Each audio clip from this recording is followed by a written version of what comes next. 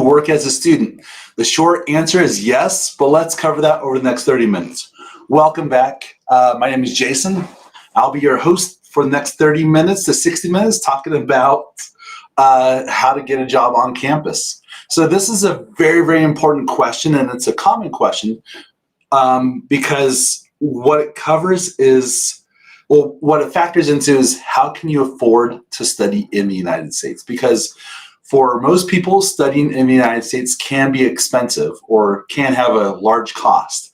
So what can you do about it? So we've already talked about things like scholarships, financing from your family, getting a student loan. But one of the things that you can do definitely is work on campus. So even as an international student, you can work on campus, and it's a good way to help bring in money, bring in an income while you work. It's also a great way to get experience that looks good on your resume so that when you apply to jobs after you graduate, it definitely helps. Okay, so we'll dive right into this. So the first question is, can I work on campus? The short answer is, like I said, yes. And so the long answer is, yes, you can, as long as you stay in status. And so when the immigration office or the admissions office at your university or international student services office says stay in status, what does that really mean?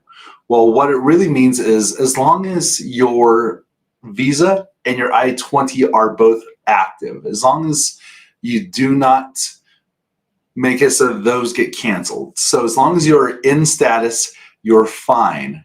So, but you have to be very, very strict about this because the U.S. government doesn't mess around. If you mess up and you do something that breaks that that visa, guess what? You're going home. And so there's a risk versus a reward. So technically, what does it mean to stay in status? It means that you are not working more than 20 hours a week. So you can work up to 20 hours a week while you're studying. So you can work up to 20 hours a week while you study. You have to be passing all of your classes. So it doesn't matter if, like, let's say there's a test in the middle of a semester and you do horrible and your grade is not passing. As long as by the end of the semester you are passing, that's what counts. So you're passing your classes and you're taking a full load of classes. Now, what does it mean to be taking a full load? That's typically 12 credits for undergraduate and 9 credits for graduate. So as long as you're taking a full load, you could remain in status. Now, this job also has to be an on-campus job. So you can't be working off campus at, let's say, Best Buy or Walmart. You have to be working on campus. So I'm going to show you in a little bit how to find those jobs, but you got to be working on campus. So one of the things I mentioned, you can work up to 20 hours a week while you study. Now, there's a little asterisk next to this. And so you can work up to 20 hours a week while you study. So the question is, what if you're not studying? So one thing that's not commonly discussed is when studying in the United States, if you study for 9 months or 9 months-ish, so 2 semesters, so 2 academic semesters or 3 academic quarters. So if you study for 9 months, by immigration, you actually do qualify for a vacation semester. This vacation semester allows you to stay in the United States without studying. So congratulations, you earned 3 months to where you can just relax in the United States. So you don't have to return to your home country. You can, and that's pretty common, but that's mostly to go see family. But you can indeed stay in the United States, or you could work. And so during that vacation semester, actually you can work 40 hours a week on campus, or up to 40 hours a week. It's not common. It's not common, to be honest. Most students, like I said, will go home and go visit their family, or honestly, they'll just relax for their mental health.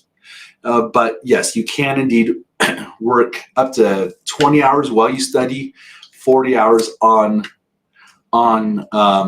semesters where you have a vacation semester. Now, what type of jobs will you get? It's really up to you. Like, there's a lot of different jobs on campus. You could work at a restaurant, so like on campus dining. So you could work in the cafeteria. You could work at a fast food place. That's cool. You could work in a computer lab. Like, you could do IT. You could do stuff like that. You could work in the gym where you check people in, check people out. There's a lot of jobs on campus. The most important thing, though, is that you're enjoying it and you're getting paid. Like, there are safety standards in the United States that don't exist in other countries. So, for example, OSHA is one of them. You don't need to really know what that means. All it means really is that you, as an employee, are safe, and your employer is never going to ask you to do something that will put you in danger. So they're never going to be like, "Oh, hey, can you dive into this dumpster and scrub it?" Like, no. They're never going to ask, "Oh, can you climb this 80-foot tree and cut down some fruit?" No, they're never going to ask you to do things that are dangerous. And so they're safe. The ideal, though, is that when you're working, you also are able to build the experience needed so that your resume looks impressive. So if you are working, say, in computer science, great. You might want to get a job on campus, either in a computer lab, because that has to do with IT, or get a job at as a programmer working on a special project for a professor. Or let's say you're majoring in marketing. Great. Some schools will have a marketing lab, or you get an employment as doing marketing for the university, even as a part-time student. So that way, when you graduate, that experience is already on your resume or your CV, as it's commonly known internationally. But have that on your resume, on your CV, and that will help make you look impressive when it comes time to get a job. So yes, indeed, you can work on campus. There's a lot of details behind it, but it's actually highly recommended. How much will I make? And that is a very common question, great question. The answer is minimum wage. So what does minimum wage look like? So it really depends on the state. In some states, minimum wage is $7 an hour. In other states, it's $10 an hour. So it really depends on the state. But right now, I'm talking to you in the year 2023. In 2023, actually, there's an interesting demand in the United States. For one reason or another, when students are working, they don't really want to get jobs right now. So what it means is there's actually quite a few jobs available. So because supply and demand, so there's there's not a high demand for jobs. So there's an oversupply. And so employers on campus actually are willing to pay above minimum wage at most campuses.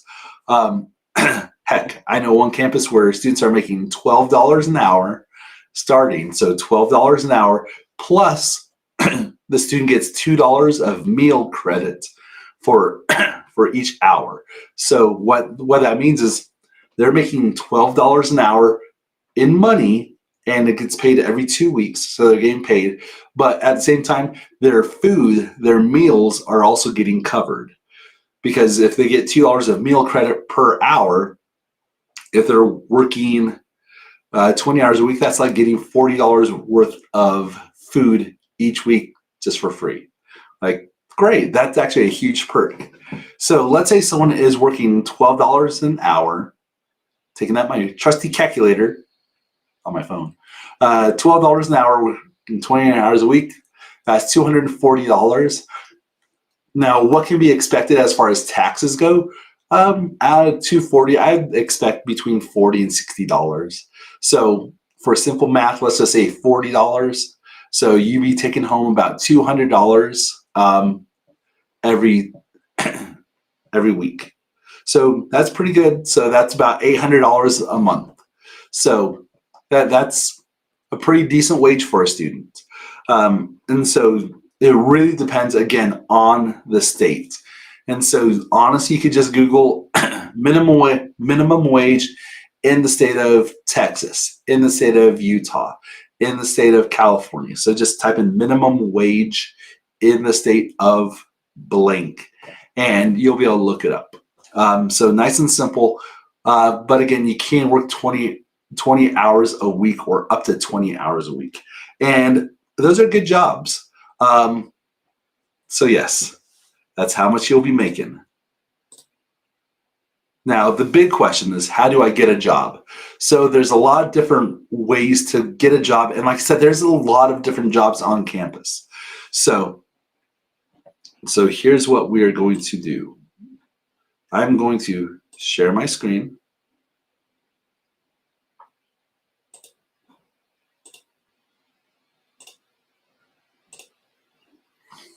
Okay. So for the sake of simplicity, I used Bing. Bing is awesome, I guess. So all I did was UCLA jobs on campus. Nice and simple. You can type in really any university and just type in jobs on campus. Nice and simple. And so what you see here, current job and career openings and opportunities. You could click on that, but that's not exactly what you're looking for.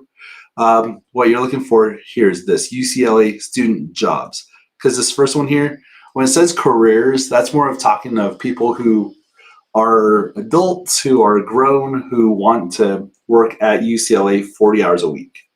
So that's what that's asked. That's what that is. So you want to go down to here, the UCLA student jobs. Click on that. Great. So AS UCLA student jobs. So there's job openings. So yes, there's lots of different jobs you can get. But this is where you want to be. So what this shows is all the different jobs available. And so there's, for example, food service worker. Great, you could go work in the cafeteria. Application programmer, awesome. Oops. Accidentally clicked on one. Per diem, that has different meaning to it, different situations. In this case, it means hourly.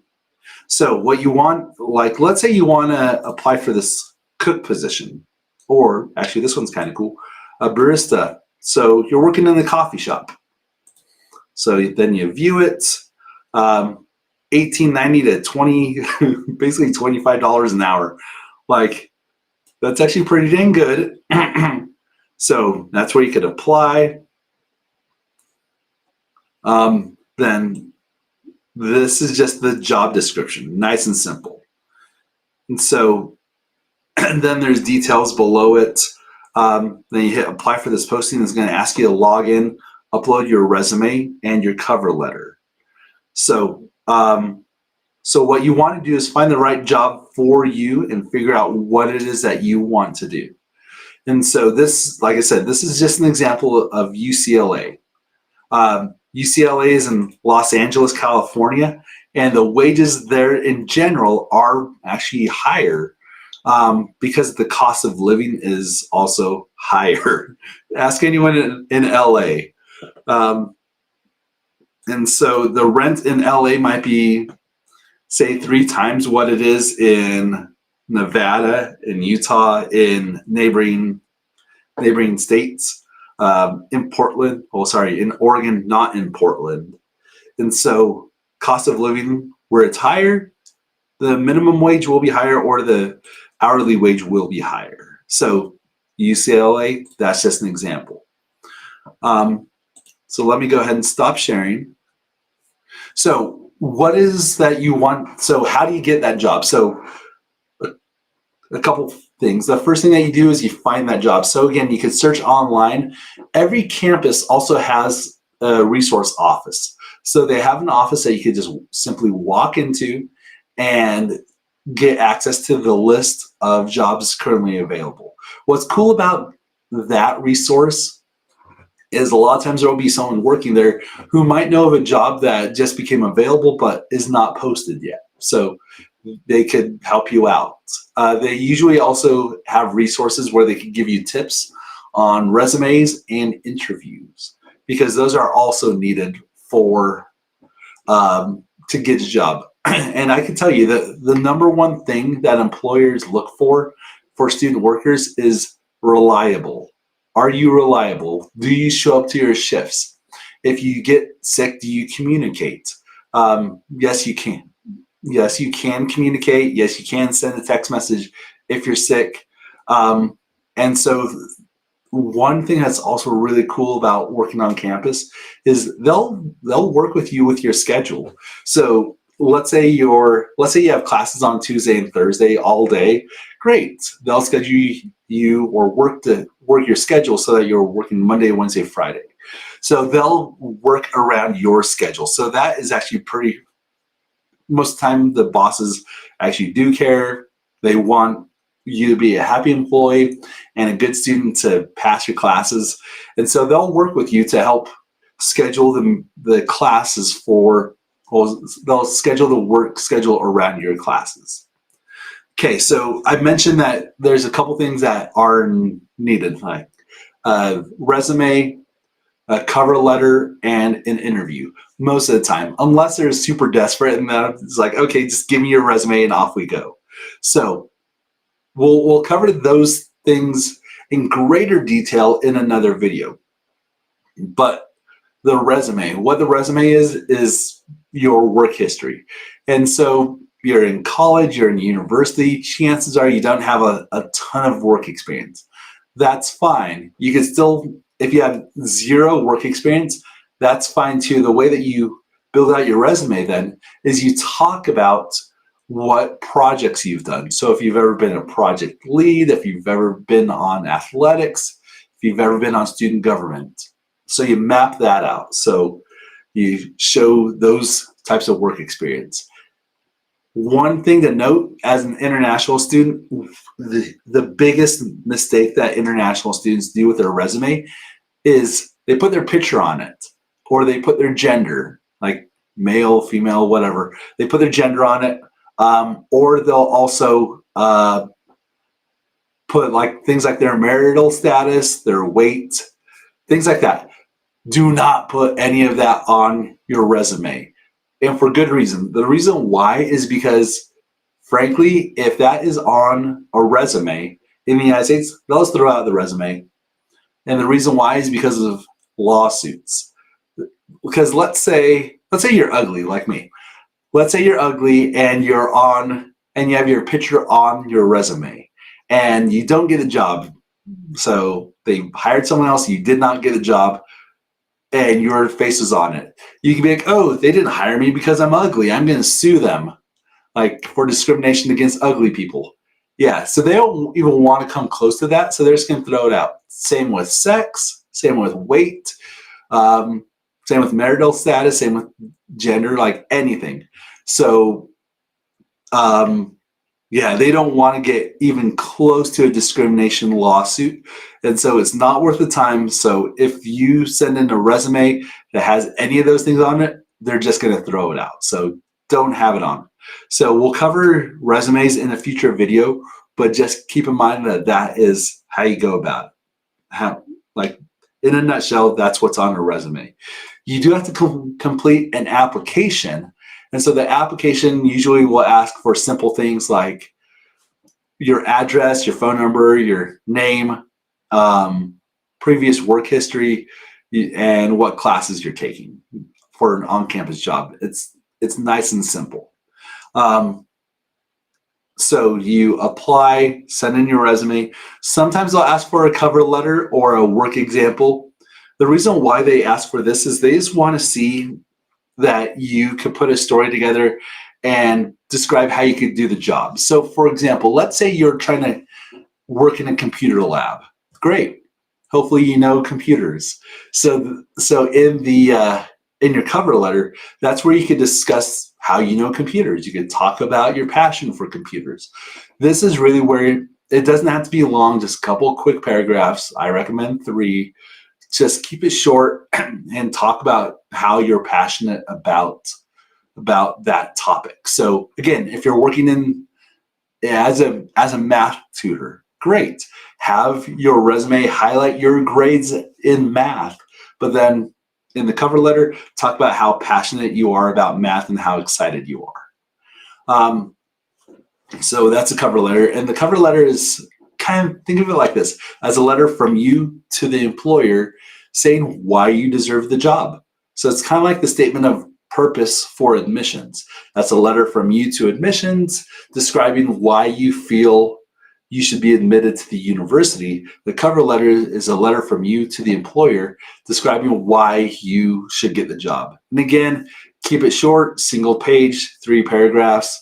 First paragraph is an introduction, sets the stage. Like, hi, my name is Kim Jung-suk, and I'm passionate about mathematics.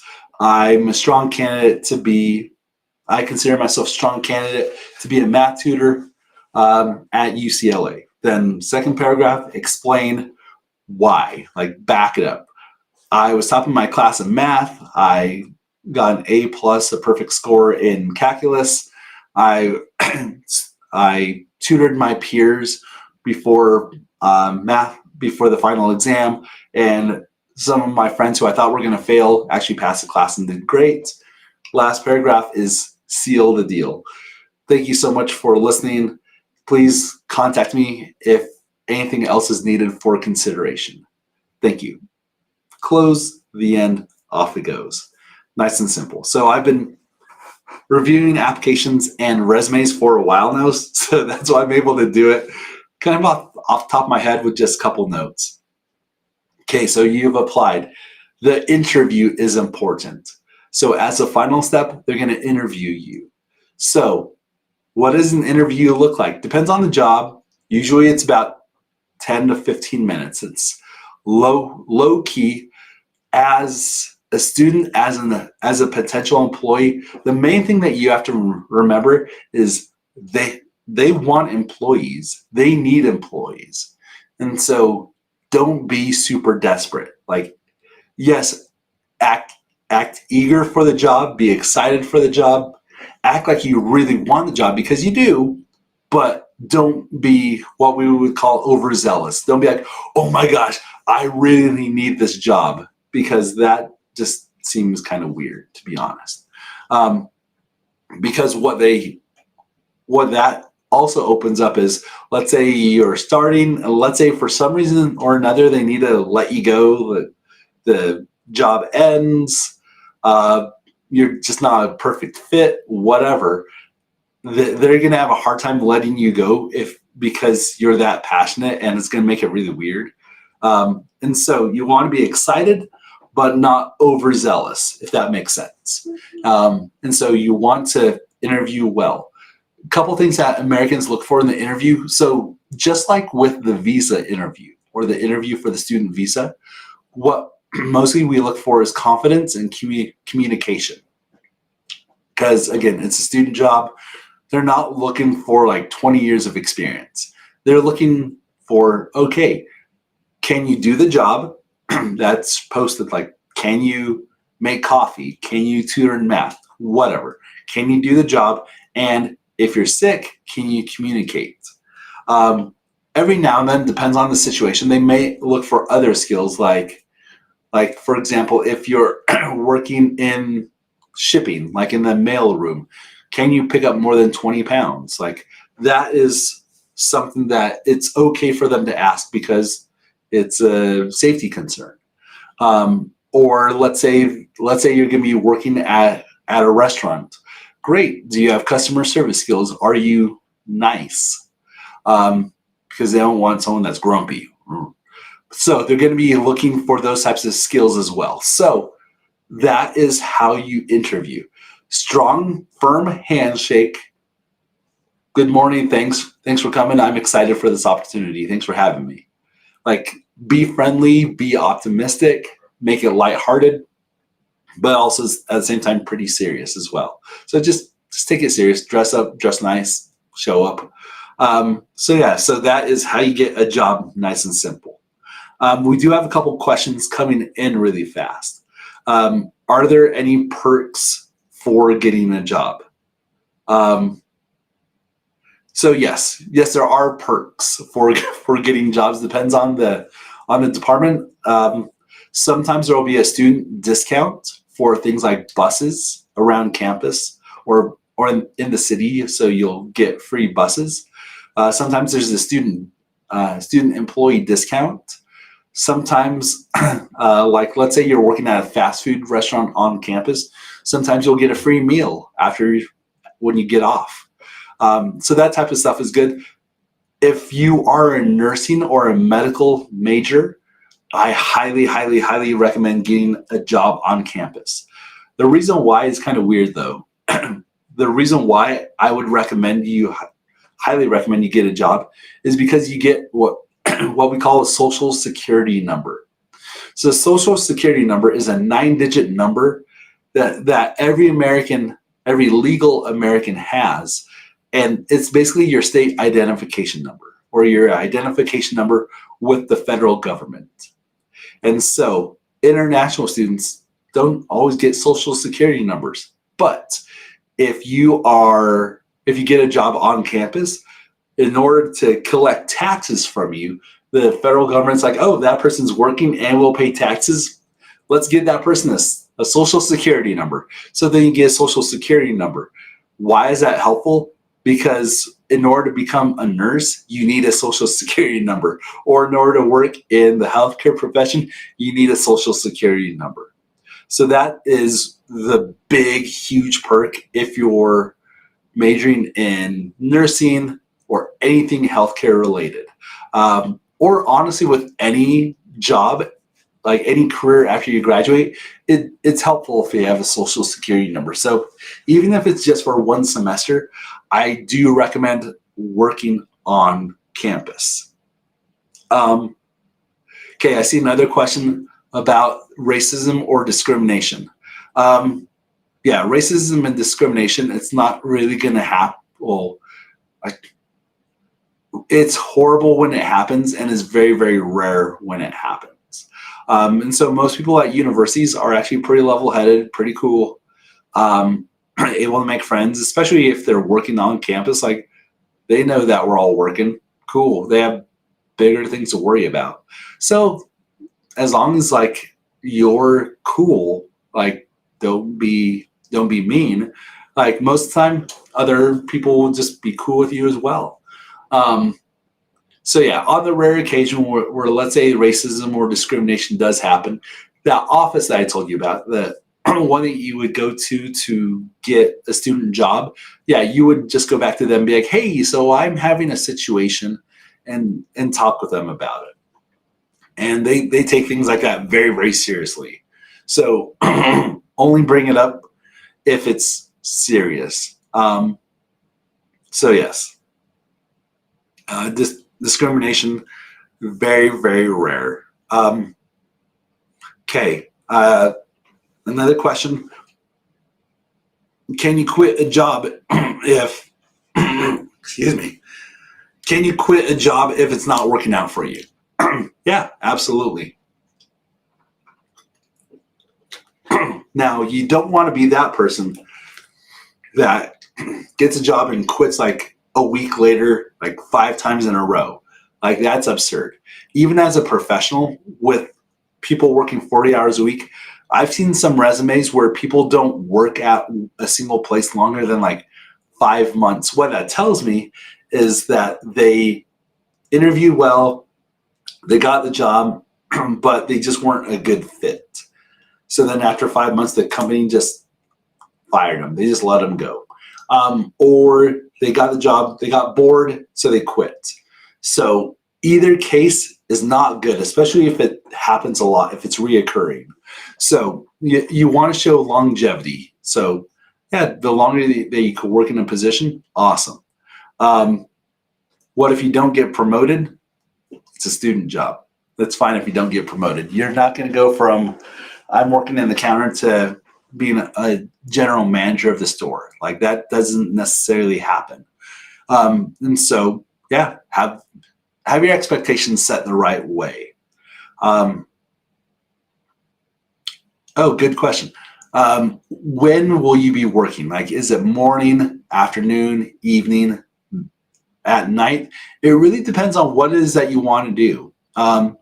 And so I worked at one university where they had janitorial services. So people come in early morning or late evening to clean the place. And those jobs can start at like 3 a.m. And so it really depends on your lifestyle, what type of job you really want. And so it's very rare that people will be working overnight. It's what we call the graveyard shift. And so chances are you won't be working the graveyard shift, but you will be working, during the day. So that is the most common.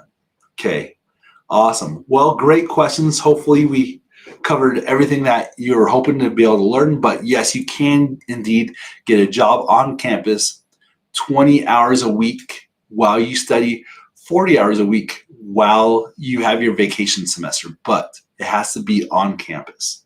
You'll be making at lowest minimum wage, which again is about $7 an hour.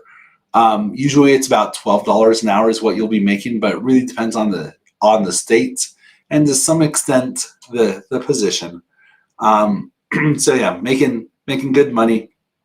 And how do you get a job? You find the job listing, you apply for it using the application, your resume, then you interview for it. And if all that goes well, then you start working within like a week. So it's great to have you. Send us a message, admissions@brightered.com if you have any questions or anything you want us to cover. And yeah, we'll talk to you next time. Take care.